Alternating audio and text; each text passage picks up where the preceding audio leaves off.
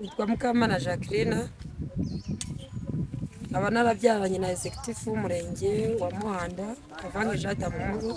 Inzego zibishinzwe nka meya, minisitiri w'ubutegetsi, gavana, byose narabibabwiye kandi inyandiko zabagezeho, ariko uyu mugabo akaba afite amakimbirane no gukoresha inyandiko zitemewe nk'izo meya nawe cyangwa ba minisitiri na ba gavana bazabereka mu buriganya bwe.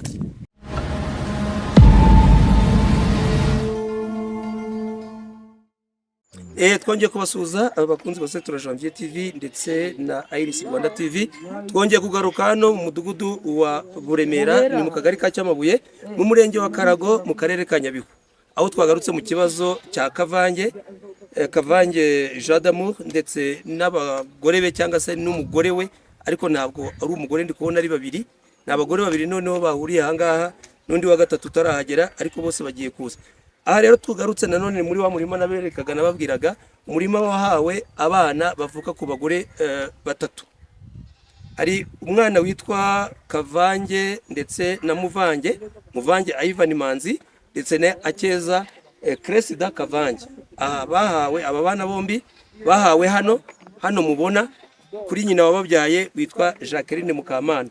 Hari n'undi rero witwa Brigitte nawe yahawe ahangaha, umwana we yahawe ahangaha, yewe na Feza umugore w'isezerano, ariko batandukanye nawe ngo yahawe ahangaha. Icyo kibazo rero, urwo rusobe rw'amagambo, ukuntu abantu bari gushwanira muri uyu murima, cyabaye ikibazo gikomeye. Ubuyobozi bwashobewe, habuze igikorwa. Ese bizagenda bite? Umuhesha w'inkiko akaza nawe ati hano mpahaye, ndati mpahaye, kandi hano dufite inyandiko ziriho n'umukono wa executive w'akagari, kuko nayo basomeye ubushize na n'ubu ndayifite. Reka nongere nyisubiremo. None ku itariki ya 20/2/2024 mu Ngororero, ngewe Kavange Jean d'Amour mpaye abana banjye Muvange Ivan Manzi na Akeza Cresida Kavange isambu iri mu mudugudu wa Buremera, kagari ka Cyamabuye, mu murenge wa Karago, akarere ka Nyabihu, intara y'Uburengerazuba. Iyo sambu ifite UPI 3/04/05/02/27/2592.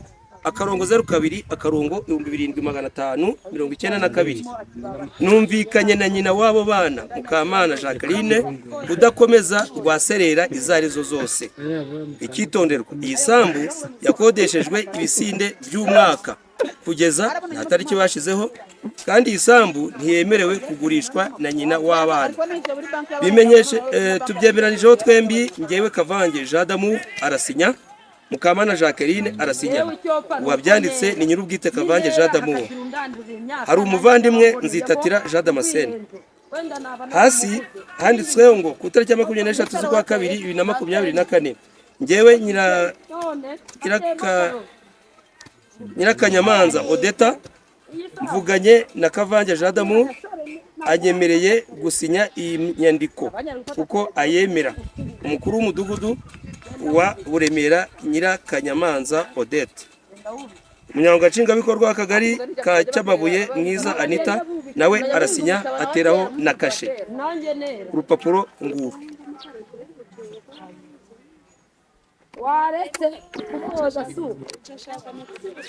Nyuma yaho rero ibibazo, nyuma yuko twakoze nyuma ko dukoze cya kiganiro mwabonye, ubuyobozi bw'akarere ka Ngororero aho Kavange akorera, hari inyandiko bwakoze, raporo bwakoreye iki kibazo.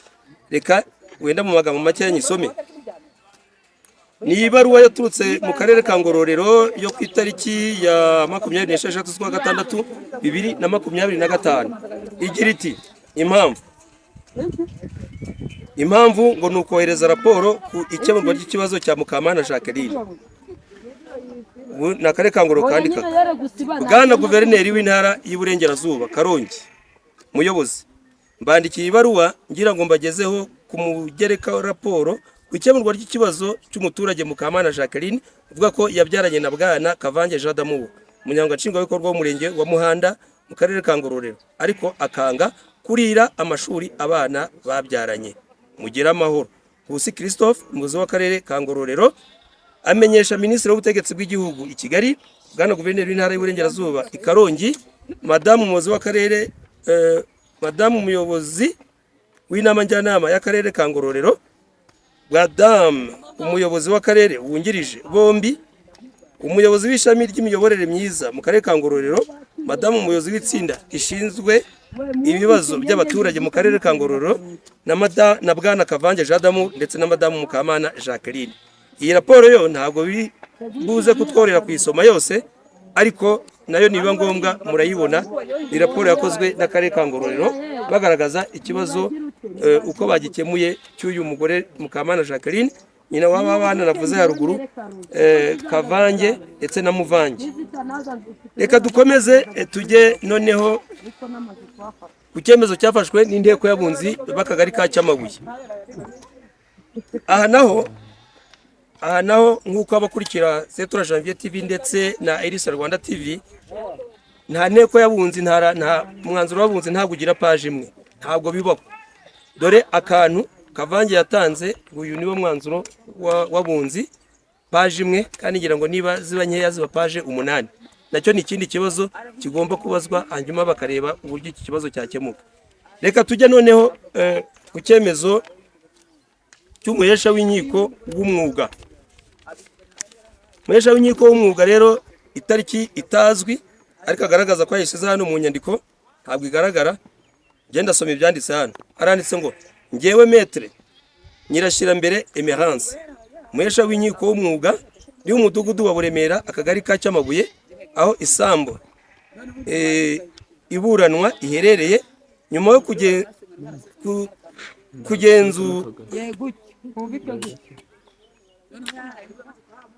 yo kugenzura ibisinde byose Kavange Jean d'Amour yagurishije byarangiye, nshingiye ku bubasha mpabwa n'itegeko, mpesheje Feza Esperance. Murumva wa mugore Esperance agarutsemo hano muri iyi sambu, kandi yarahawe Muvange na Kavange, igahabwa Brigitte, umwana wa Brigitte. None umuhesha w'inkiko w'umwuga araje ayihaye Esperance, wa mugore wa mbere w'isezerano wa Kavange.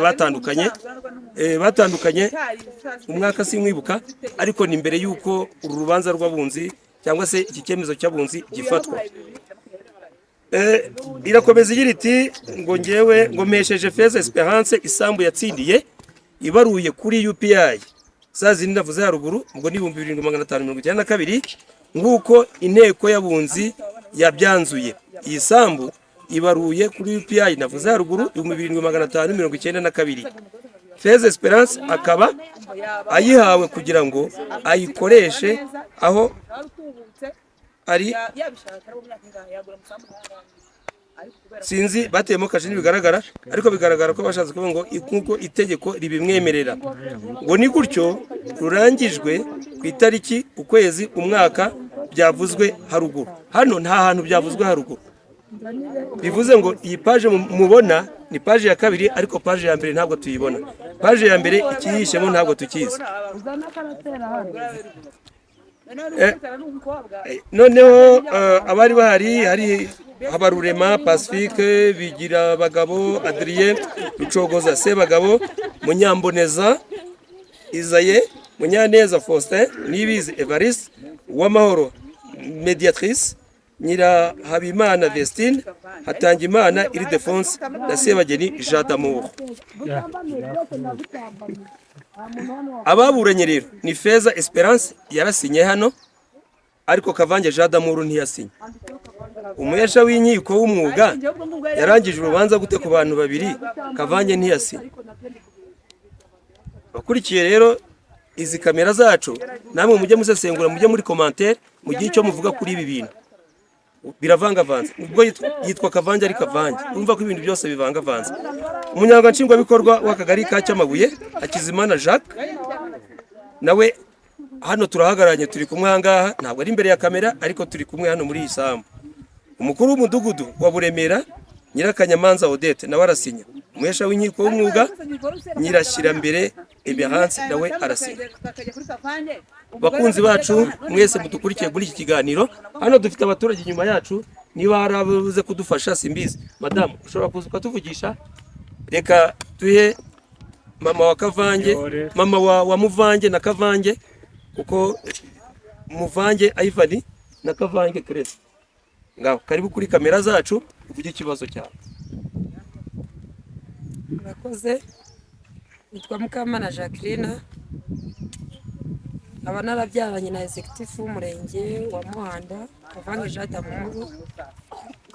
Kavange Jean d'Amour twaje kongera gusubirana nyuma y'uko urukiko rutegeka indezo n'amashuri. Icyemezo cy'urukiko kirafatwa, nyuma aza guhereza impano Kavange Jean d'Amour abana be bitwa Muvange Manzi Ivan na Keza Christa Kavange.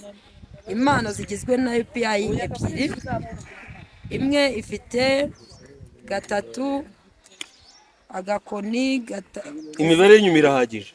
Imibare y'inyuma irahagije. 7592 ahandi 124. Kuva yahama hari abantu bahingagamo za kubasubiza amafaranga kugira ngo abana bahite begukana ubutaka. Ini mapro nazibereka basubiza ubutaka ndabukoresha kuva igihe yabahereye kugeza ubu njye bukoresha.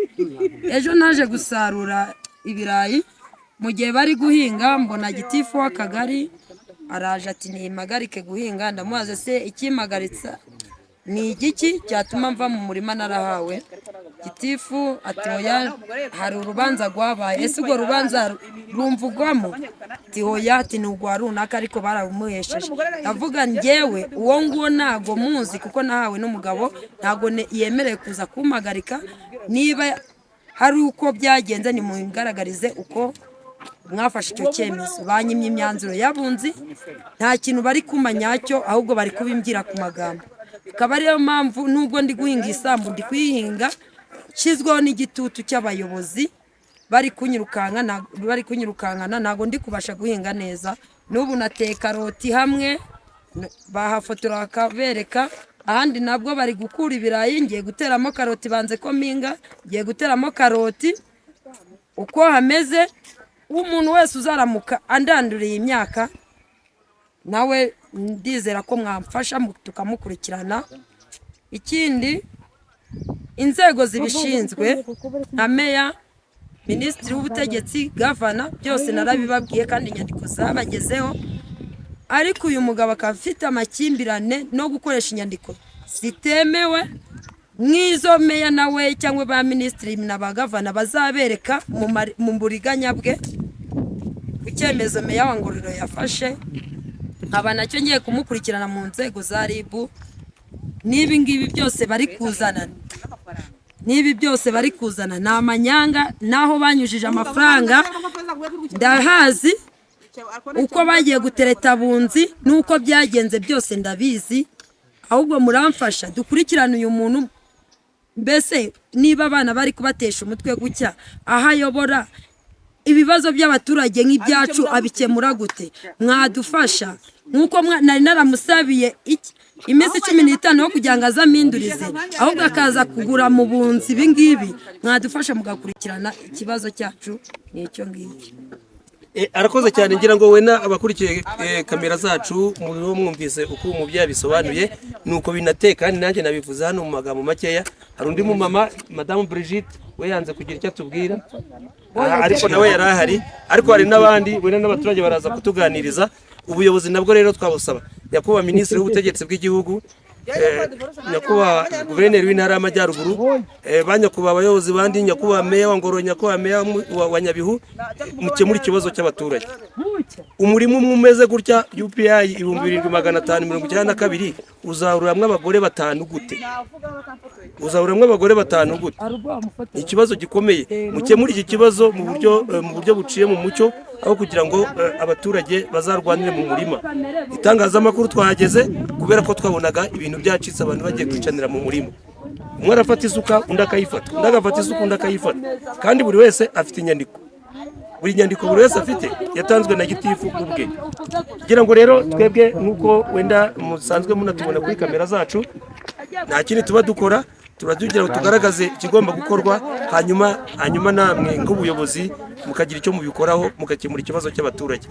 Nkuko rero twababwira ngo reka dusoreze aha ngaha ikiganiro cyacu. Hagize wenda andi makuru yiyongeraho twayakurikirana. Hano twari kumwe n'umunyanga nshingwabikorwa w'akagari ka Cyamabuye, Hakizimana Jacques. Aravuze ati kuri kamera ntabwo nahajya, njye ni mu nshingano ndi kuri tere, ndi kugira ngo ndebe ibyo abantu bari gupfa. We nawe ari mu rujijo byamuyobeye executive w'akagari. Twasaba rero izo nzego zo hejuru zindi ko zagira icyo zifasha aba baturage, aba bagore ba Kavange bakabona amahoro kandi bakabana neza. Mukomeze mugire rero ibihe byiza, turi kumwe, ariko mujye mwibuka gukora subscribe, mukore share ndetse na like, hanyuma na comment nizo dukeneye cyane, kugira ngo mwumve umuzi w'iki kibazo, hanyuma amahoro arambe kandi asagane. Nongere mvuge nti umuturage ku isonga aho kujya kumusonga. Bye bye, murakoze cyane.